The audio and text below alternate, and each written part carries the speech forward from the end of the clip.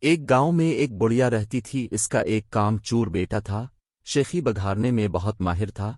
اس کو شیخ چلی کے نام سے پکارا جاتا تھا۔ بڑھیا محنت مزدوری کر کے اپنا اور اپنے بیٹے کا پیٹ بھرتی تھی۔ ایک دن بڑھیا بیمار ہو گئی، گھر میں کھانے کو کچھ نہ تھا۔ رات کو ماں بیٹا دونوں نے فاقہ کیا۔ اگلے دن ماں نے کہا، اب تم کچھ کام کرو، جنگل سے لکڑیاں ہی لا کر بیچ دیا کرو تاکہ گزر اوقات ہو سکے۔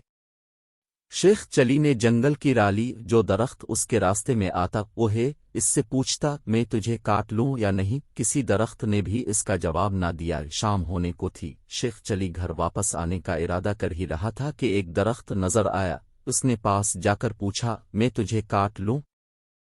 درخت بولا، ہاں کاٹ لے، مگر ایک نصیحت کرتا ہوں، میری لکڑی سے پلنگ بنانا اور بادشاہ کے دربار میں لے جانا۔ اگر بادشاہ اس کی قیمت پوچھے تو کہنا کہ پہلے ایک دو راتیں اس پر سوئے، پھر اگر مناسب سمجھے تو خرید لے۔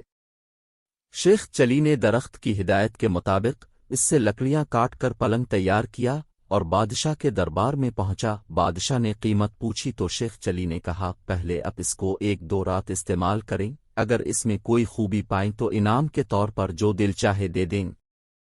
بادشاہ حیران ہو الف اور شیخ چلی کے کہنے پر نوکروں کو حکم دیا کہ آج یہی پلنگ میرے کمرے میں بچھایا جائے۔ رات ہوئی، بادشاہ اسی پلنگ پر سویا تو آدھی رات کو پلنگ کا ایک پایا بولا، آج بادشاہ کی جان خطرے میں ہے۔ دوسرے نے کہا، وہ کیسے؟ تیسرا بولا، بادشاہ کے جوتے میں کالا سانپ تھا۔ چوتھے نے کہا، بادشاہ کو چاہیے کہ صبح جوتے کو اچھی طرح جھاڑ کر پہنے۔ صبح واقعی ایسا ہی ہوا، بادشاہ کے جوتے میں سانپ تھا۔ جوتے جھاڑنے کی وہ سے سانپ نکل کر بھاگ گیا۔ اس طرح بادشاہ کی جان محفوظ رہی۔ دوسری رات جب بادشاہ سویا تو پھر پایوں نے باتیں شروع کی۔ ایک بولا کہ تم پلنگ کو سنبھالے رکھو، میں کچھ خبریں جمع کر لوں۔ یہ تینوں پایوں نے پلنگ کو تھامے رکھا۔ چوتھا واپس آیا تو اس نے خبر سنائی کہ بادشاہ کا وزیر سازش کر کے بادشاہ کو ختم کرنے کے بارے میں سوچ رہا ہے۔ پھر دوسرا پایا گیا اور خبر لایا کہ بادشاہ کی بیوی وزیر سے مل کر بادشاہ کو زہر دینا چاہتی ہے۔ تیسرے پائے نے تجویز پیش کی کہ بادشاہ کو چاہیے کہ وزیر کو مرو دے۔ چوتھا پایا گیا اور یہ خبر لایا کہ بادشاہ کو جو دودھ صبح پینے کو دیا جائے گا اس میں زہر ہوگا۔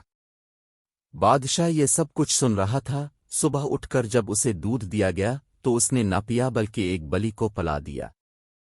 بلی اسے پیتے ہی مر گئی۔ اس سے بادشاہ کو پتہ چل گیا کہ اس کا وزیر اور بیوی دونوں مل کر اس کی زندگی ختم کرنا چاہتے ہیں۔ بادشاہ نے وزیر کو برطرف کر دیا اور ملکہ کو محل سے رخصت کر دیا۔ بادشاہ نے شیخ چلی کو بلایا اور بہت انعام دیا۔ بادشاہ کے دربار میں اس کی عزت ہونے لگی اور دونوں ماں بیٹا بڑے آرام کی زندگی بسر کرنے لگے۔